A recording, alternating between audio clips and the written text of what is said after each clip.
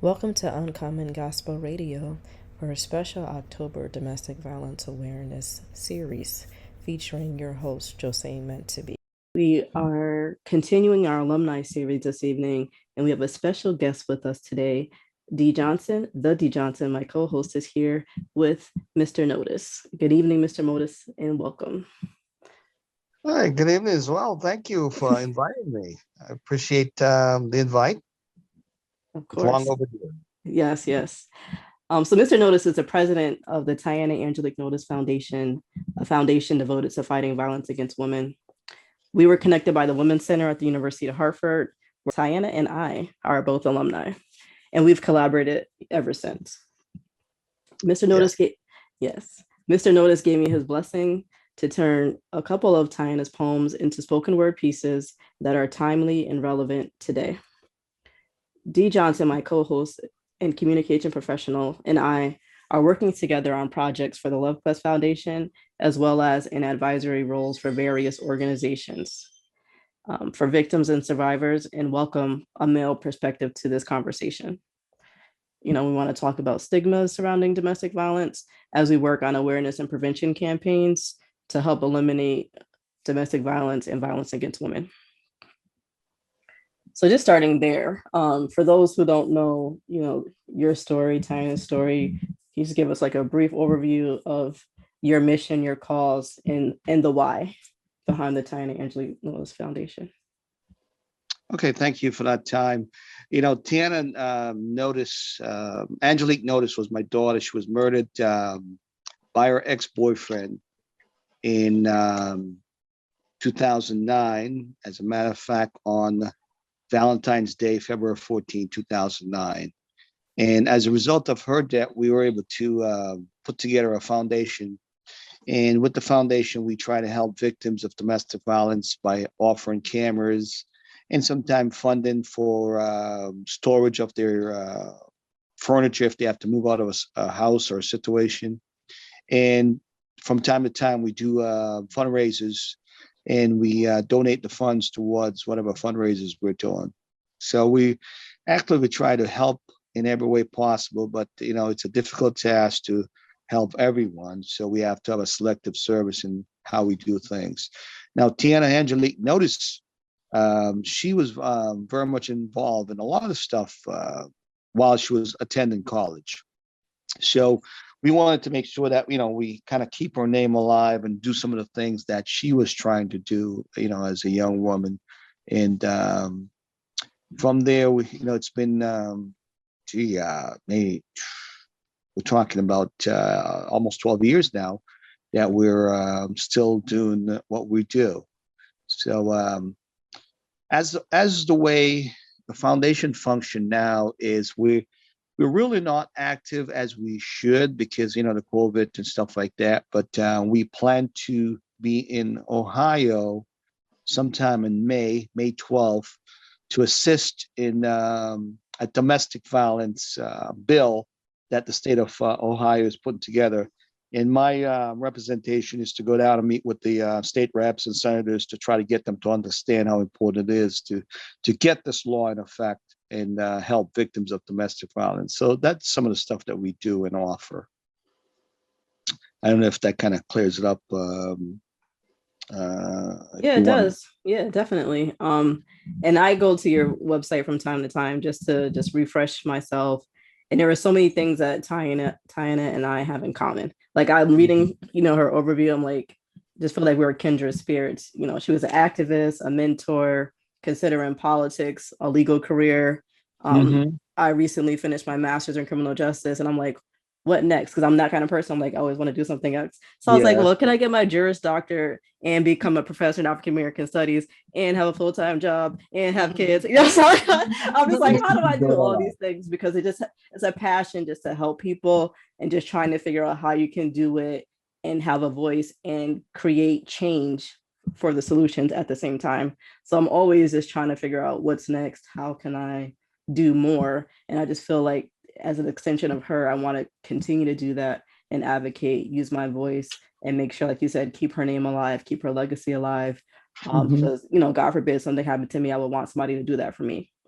No doubt, no doubt. Definitely, I just want to, be able to whatever way I can, continue to help and collaborate. I wanted to do that, but I know Dee had some questions in regards to, legislation and what you're doing in Ohio. So I'll let her take over from here. Okay. There are a couple of things I want to segue off of what Josaynemeant2be was talking about. I too am a Tiana sister. In many ways, I have my own stories of domestic abuse. I also have a love for writing and a master's degree in communication. I see that Tiana was just a semester away from receiving hers. Has she received that posthumously? I never pursue that. And, that's something that I probably should do. Yeah. Because she was so close. And it's probably one of these days out when I feel motivated, I'll probably try to do that. Yeah, because I know it's a lot with all that you are trying to do. Also like Tiana, I believe she resided in Worcester as well. She was originally from Worcester. Yeah, and so you see, I know where I'm talking about because I said Worcester, right? So I know, right? Correct. And I also had considered a career in law or politics. I did a little politics. Wow. So, and I also write poetry. So it's funny how even though you don't meet people, you know them. And I like her, the website, the foundation's website, kind of helped me understand her energy. I see that she was a campus leader and that she mentored undergraduates at the Roosevelt Institute that she founded at the University of Hartford. Yes. And you want to tell us maybe a little bit about that? Well, yeah. The thing is that Tiana founded the Roosevelt Foundation at University of Hartford, and she was heavily involved within the school grounds and helping students doing the most activist stuff. And there was a young lady that when Tiana decided to step down, I don't recall her first name, but Susan or something like that. But this young lady took it over, and Tiana kind of mentored her as she go through the process of controlling and running the foundation. I don't know how much more was kind of done with the Roosevelt Foundation once Tiana was out of the picture, because she was like the driving force back, getting the thing up and running.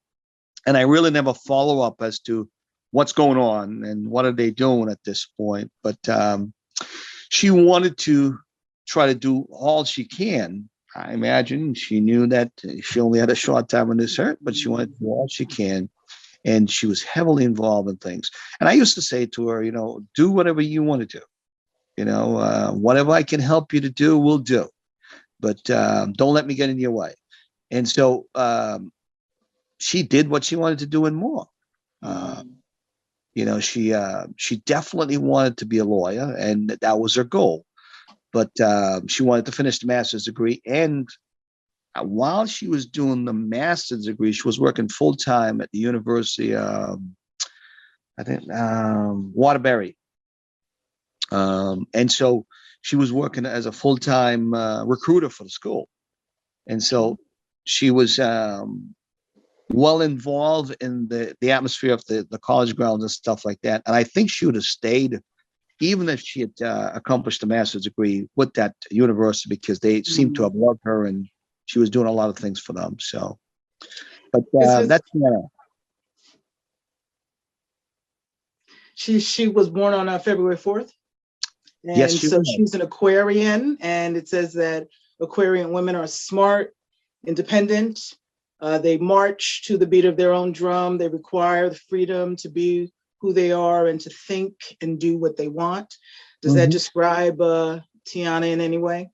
No ifs and buts about that. Whenever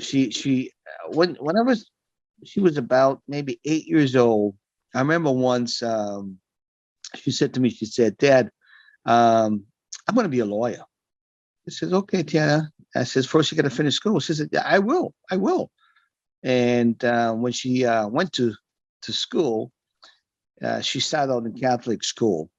And when she got into school, the teachers called one day to say, well, we'd like to meet with you. And at that time, I was the one that was picking her up and dropping her off. So that day I stopped to talk to the teachers and said, well, we're thinking about moving Tiana 2 grades up because she's smarter than, the class. And, we're holding her back. And I says, absolutely not. You're not going to do that. And so she'd come home and says, well, Dad, I'm bored. So, tell the teacher to give you more stuff to do. And so eventually they end up moving her a class, not 2 class, one class above what she was. And when she finished, high school, she was 1 year in college. She was 1 year in college, so she already had her working towards her college degree while she was in high school. And so when she applied for the University of Hartford, this is where I'm going to get to now. I said to her, Tiana, this is a little too much money for us to be paying out. And I says, well, if you go to the state university, it's a little cheaper. And, at that time, I think it was like $40,000 to attend the school. I said, Dad, what are you worrying about? She says, when I graduate, I'll pay for it. Pay back, huh? I love it. I love it. I love it. When I graduate, I'll pay for it. I said, okay, well, I guess we're doing it. And when she got to the school, first semester, she got a grant. I don't know what grant it was, but I only had to pay like maybe $10,000. You know what I mean? And it got better as the year goes. All of a sudden, I'm not paying anything. I'm just giving her whatever it takes. So she was actually paving her way as she was going to university and not really putting up a high cost to me, And so it was kind of great to know that if she had finished college and with her master's, I wouldn't have to pay much money at all for her to attend college. So she had every intent to do what she wanted to do, and accomplish it. So let's talk about online dating. Can we do that? Yes. I was reading that there are about 40 million Americans who use online dating today. And studies have shown that millennials, Generation X, and Zs are comfortable looking for a partner online. There's a sociologist at the Stanford University, Michael Rosenfeld. He said in his research, he's found that meeting online has become the most popular way US couples connect. Yes. And that despite problems with fake profiles and issues like stalking, about half of all Americans, about 53%, actually say dating sites and apps are a safe way to meet people. Only about 46% of Americans disagree. And I saw that in some of the accounts that I read that Tiana had met Ms. Carter on a dating website. So what advice would you give to daughters about dating online? Well, the best possible way for me to give advice towards this is the first thing I would do is do some background. Because there's so much available for us to pay $10 and you can get all the information you need. You want to find out if in fact the person is who they say they are. A sense of mind. It doesn't tell you who the person is as far as what type of individual they're going to be, but at least you know what they have had in their past. And the past is usually a good predictor of the future. Just saying. True that. Okay. And I just wanted to interject here because you said some key things in terms of the time frame. So you said she was dating 7 months, and then you got into the picture in January, and then in a month later, the tragic incident happened. In my situation, I started dating the person who I experienced domestic violence with on Valentine's Day and got pregnant by May 1st. In my domestic violence situation is because I didn't have an abortion. So now my daughter is 19. So it's like full circle for me because now she's in college. So now I'm at this parenting role. I'm at the warning sign role for her because of what I experienced.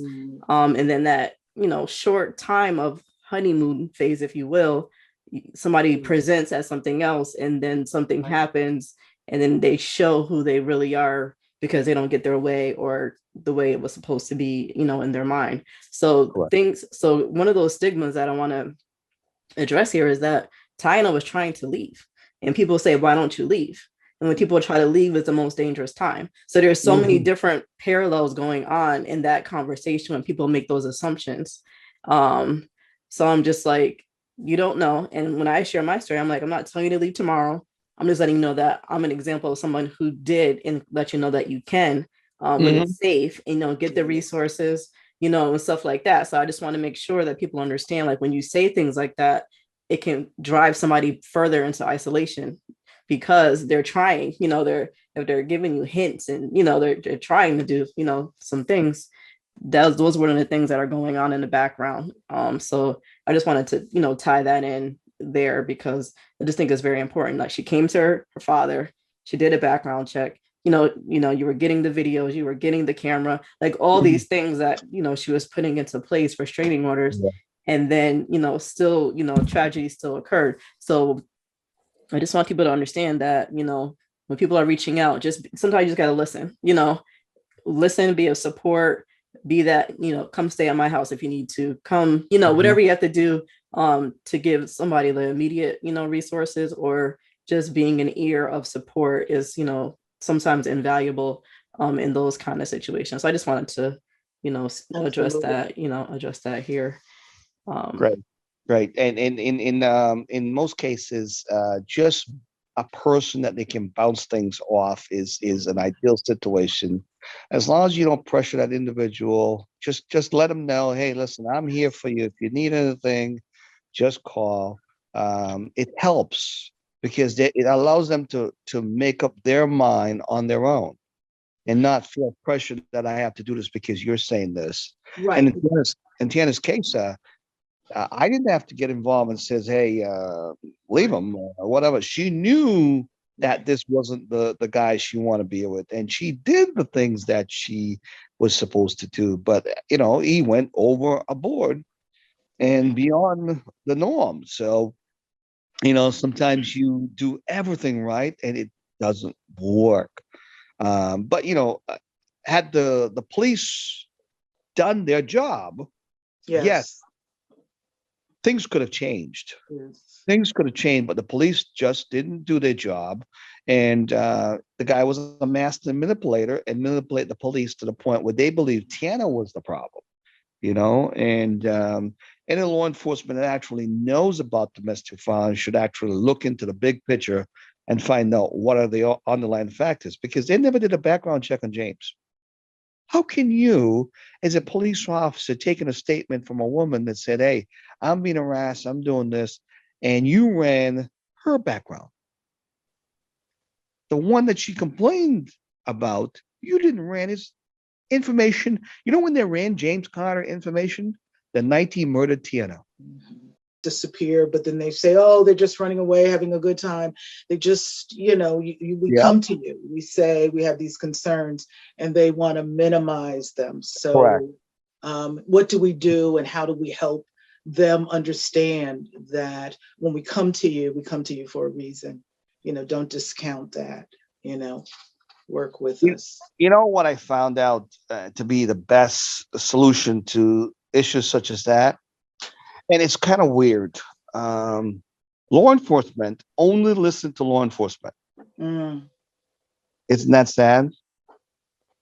Now, why was I able to get as much reaction from the senators, the representative, law enforcement in general? Because I was in law enforcement. And they know I know. And so they couldn't fill me in with the bull that they'll normally fill in the average Joe with. So when I approached the situation, I said, this is what I know. This is what you should be doing and how we're going to get there. You know what I mean? And so helping them to get there was the toughest part because they just don't understand. They don't understand when a woman says, hey, I feel threatened. You know what I mean? He's doing this. Well, yeah, you're only saying that now. But understand, when she comes forward. Yeah. And now, this is a cliffhanger. Tune in for the next episode